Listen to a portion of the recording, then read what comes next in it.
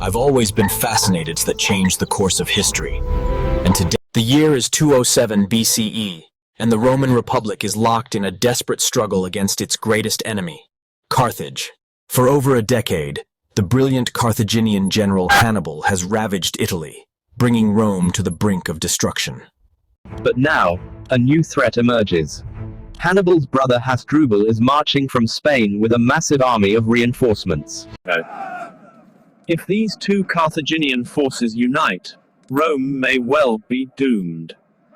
The roots of this conflict stretch back to 218 BCE, when Hannibal Barca, the young Carthaginian general, Crossing the Alps with an army of men and war elephants, he caught the Romans completely off guard. For years, Hannibal outmaneuvered and defeated Roman armies, winning stunning victories at Trebia, Lake Trastevere. But Rome refused to surrender. Despite catastrophic losses, the Romans adopted a strategy of attrition. By 207 BCE, the war had reached a stalemate. Hannibal remained undefeated in Italy. Hannibal's invasion of Italy was a masterpiece of military strategy.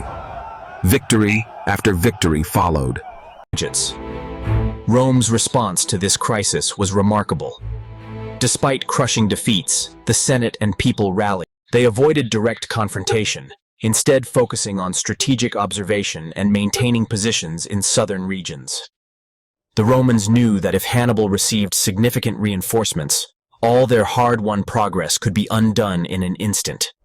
In Carthage, the ruling council recognized the need to support Hannibal's campaign in Italy. They turned to his younger brother, Hasdrubal Barca, as Machus. The plan was audacious.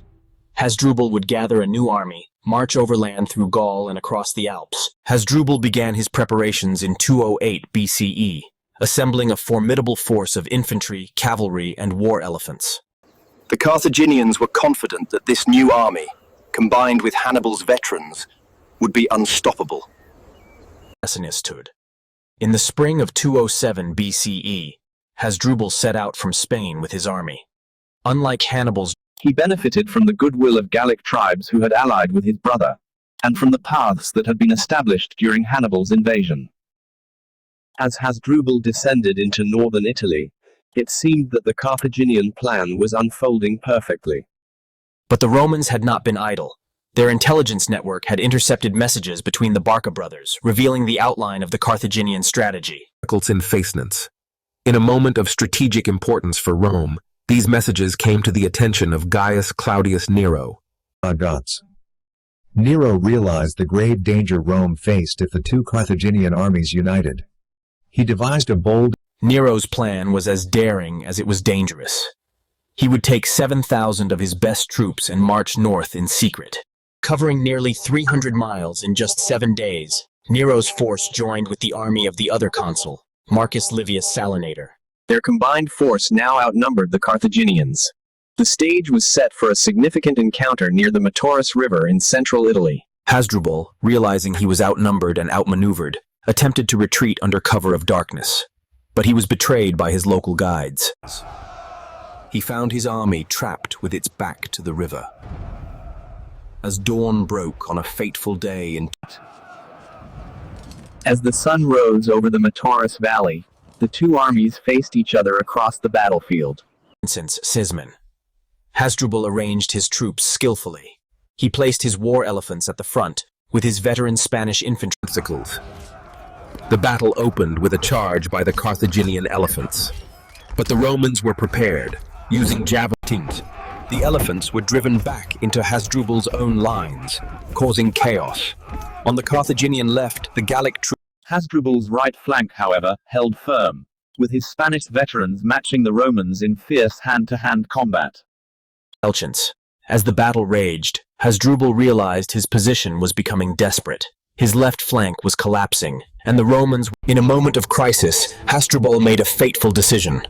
Rather than flee to fight another day, he chose to lead from the front. Charging into the thickest of the fighting, Hasdrubal fought with the courage and skill befitting his famous family name.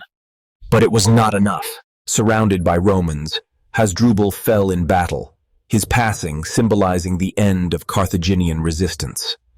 With their leader gone, the Carthaginian forces were in retreat.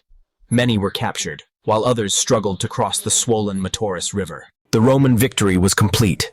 Hasdrubal's army had been annihilated, and with it, Carthage's hopes of reinforcing Hannibal in Italy. But the Roman commanders were not content with merely winning the battle. They devised a psychological blow that would resonate through history. Obstacles. Nero ordered Hasdrubal's head to be cut off and sent to Hannibal as a message. When the grim package arrived, For the first time in his long journey, he wept. The loss marked not just a personal tragedy but a turning point. the Battle of the Metaurus was a turning point not just in the Second Punic War, but in the history of the ancient Mediterranean. It marked a significant moment for Hannibal's campaign in Italy. Without reinforcements, he had to adapt to a defensive strategy. Eventually, he was recalled to Carthage in a futile attempt to defend the city against Roman invasion. The Roman victory at Metaurus ensured that Rome, not Carthage, would go on to dominate the Mediterranean for centuries to come. This single battle shaped the course of Western civilization, enabling Rome's rise to become one of history's greatest empires. The Battle of the Metaurus stands as a powerful example of how a single day can change the course of history. Had Hasdrubal succeeded in joining his brother, the story of Rome, and indeed of Western civilization, might have been very different.